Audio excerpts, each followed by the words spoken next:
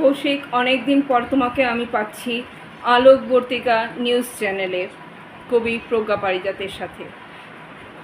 অনেক দিন ধরে ভাবছি বলবো এবার মাটিতে পা রাখো।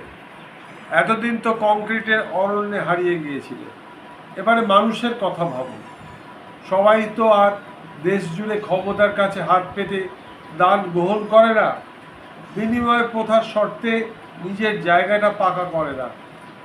সারাটা জীবন তো অনেক চালাকি করলে, এবার একটু বোকা হতে শেখো। অনেকে নিজের কাজ করে যায় যন্ত্রণা আর ভালোবাসা নিয়ে, কৌশলে নয়। তোমাদের ভাড়া মতে পার্টি পাবলিকদের মনোরঞ্জন হয়, তোমরা ক্ষমতাশালীদের দালালদের খুশি করতে ওস্তাদ। তোমাদের ধূর্ততায় খুশি হয় পচা সমাজ, আজ তোমরা চালাকি করা পয়সায় সমবেত ফুর্তির আসর করো। সেই রকম আলোড়ন ফেলে দেওয়া ভূমিকা কোথায় তোমাদের? আছে কি সুস্থ পৃথিবীর ছবি? অন্যায়ের বিরুদ্ধে রুখে দাঁড়ানোর কথা, স্রেফ বিনোদন, স্রেফ বাতেলাবাজি। তাই অনেক দিন ধরে ভাবছি বলবো এবার মাটিতে পা রাখো। কংক্রিটের জঙ্গলে হারিয়ে গিয়েছো, এবার মানুষের কথা ভাবো। সত্যি কবি কৌশিক গাঙ্গুলি, আমরা কংক্রিটের জঙ্গলে হারিয়ে গিয়েছিলাম। মাটিতে পা রাখতে শিখতে হবে, মানুষকে ভালোবাসতে শিখতে হবে।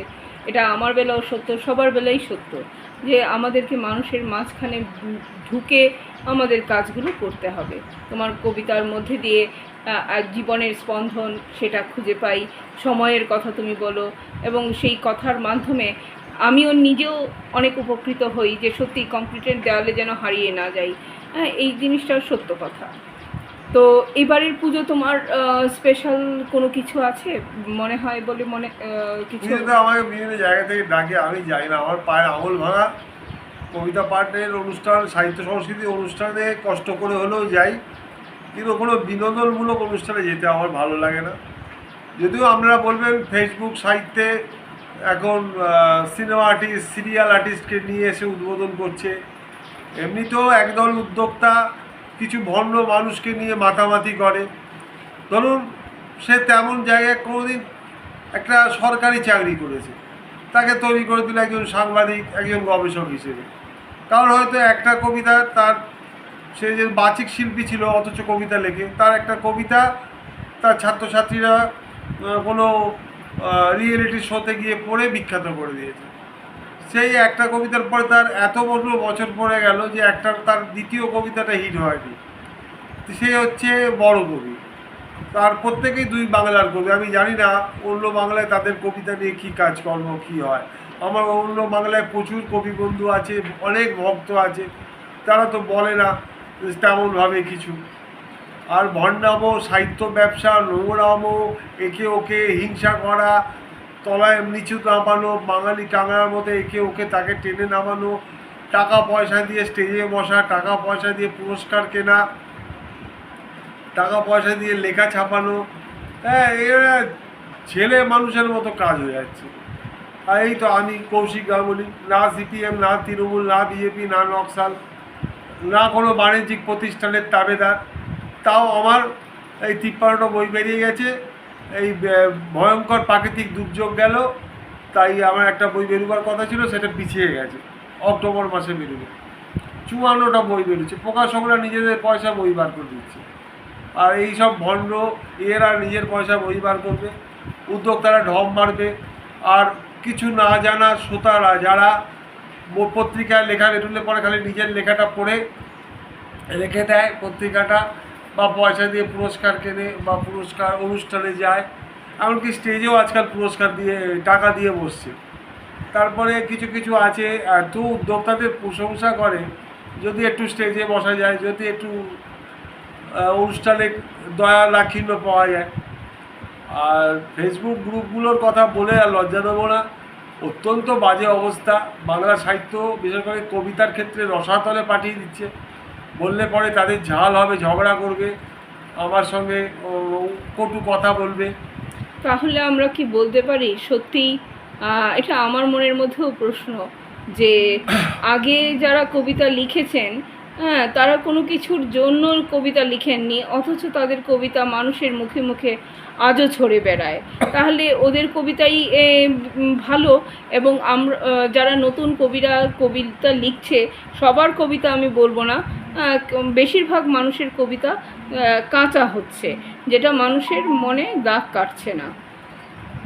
এটাই তো কথা ব্যাপারটা দাঁড়ায়। আগে ভালো পরের ভালো ব্যাপার না, ভালো সবসময় ভালো, আগেও ভালো হচ্ছে, এখনো যারা ভালো লিখছে তারা ভালো লিখছে। হুম। বলে না, আমি এই কারণে ভালো বললাম। লিখলে পরে স্বীকৃতি পাবে, আর ভালো না লিখলে পরে যতই তুমি টাকা খরচা করো, যতই চালাকি করো, যতই প্রভাবশালীদের সঙ্গে লাইন আপ করো, মঞ্চ বিনিময় করো, মঞ্চ বিনিময় এখন স্টাইল হয়েছে, এমনকি আবার নতুন স্টাইল হয়েছে সিনেমা বানানো।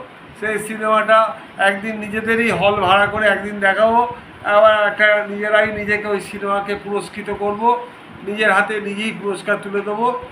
এইসব ছেলে মানুষই ছোটো লোক নিয়ে, অসভ্যতা নিয়ে এসব চলছে। হ্যাঁ, কিন্তু যারা ভালো কাজ করছে তারা ঠিক এগিয়ে আসছে। অনেক নিউ ইন্ডিপেন্ডেন্ট ফিল্ম মেকার আছে, তারা খুব ভালো কাজ করছে, তাদের সিনেমা সারা ভারতবর্ষ ছাড়িয়ে পৃথিবীতে চলে যাচ্ছে।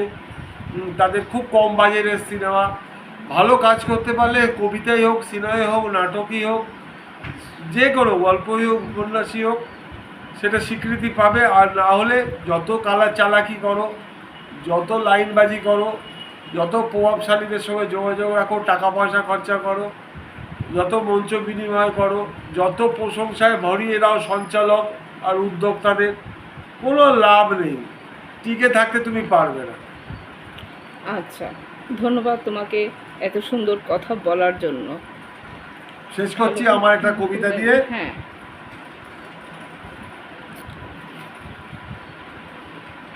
যখন আমি জানলাম তুমি ঈশ্বরের সাথে কথা বলো, তখন আর অবাক হইনি, শুধু বলেছিলাম, ঈশ্বরকে কফি হাউসের কালো কফির স্বাদ দিয়েছ কি?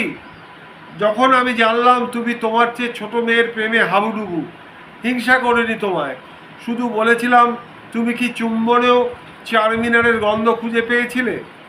যখন আমি জানলাম তুমি শুধু আজীবন কবিতা লিখতে চাও, তখন কোনো কষ্ট পাইনি দিব্যি, শুধু বলেছিলাম, কবিতা তো তোমাকে অর্থ দেবে না, শুধু পাবে যন্ত্রণা, তবু তুমি কি কোনো কবিতার পরশ পাথর ছুঁয়েছ?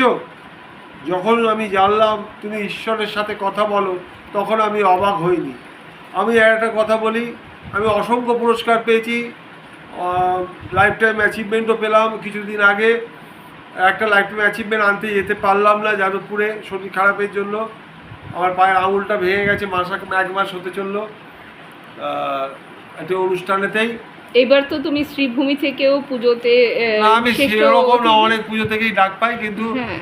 আমি ওইসব পুজো টুজো যেতে চাই না, আমি অত বিনোদনমুখী মানুষ নই, আমি সাদামাটা, অতি সাদামাটা একজন মানুষ। আমি খালি বলবো, এই যে সরকার থেকে এত টাকা অনুদান পাচ্ছে, এই যে বিদ্যুৎ বিলে এত ছাড় পাচ্ছে, তারপরেও পুজোর চাঁদার জুলুম কমছে না কেন? আমি বলতে চাইছি যাতে পুজোতে কোনো অপ্রীতিকর ঘটনা না ঘটে, যারা আনন্দ করার তারা আনন্দ করুক, জনগণ ছাগলের 3টি বাচ্চার মতো লাফালাফি করুক, আমার কোনো আপত্তি নেই, সবাই মিলে যেন ভালোবাসায় এগিয়ে যেতে হবে। সেই ধন্যবাদ তোমাকে জনগণের জন্য এই বার্তা দেওয়ার জন্য। সত্যি যে আমরা দেখি মানুষ লাফালাফি করছে, আসলে কি তারা ভালো আছে? তারা তো ভালো নেই। সেই জায়গাটা আমাদের বুঝতে হবে যে নেতা নেত্রী সবাই মানুষকে, সাধারণ মানুষকে টুপি পরানোর ধান্দাতেই ব্যস্ত। তবে একটা কথা বলি, কর্মফল আছে, তুমি যদি অন্যকে ঠকাও, আজ না হোক কালকে তুমি নিজে ঠকে যাবে। হ্যাঁ, ঠিক ঠিক, অবশ্যই। ধন্যবাদ। হ্যাঁ, আমরা সবাইকে অনুরোধ করব, আলোর বর্তিকা নিউজ চ্যানেলে সাবস্ক্রাইব করুন, ফলো করুন এবং প্রজ্ঞা পারিজাতের সঙ্গে থাকুন। তার এই লড়াই একটা বিশাল লড়াই, সেই লড়াইকে এগিয়ে নিয়ে যেতে সাহায্য করুন।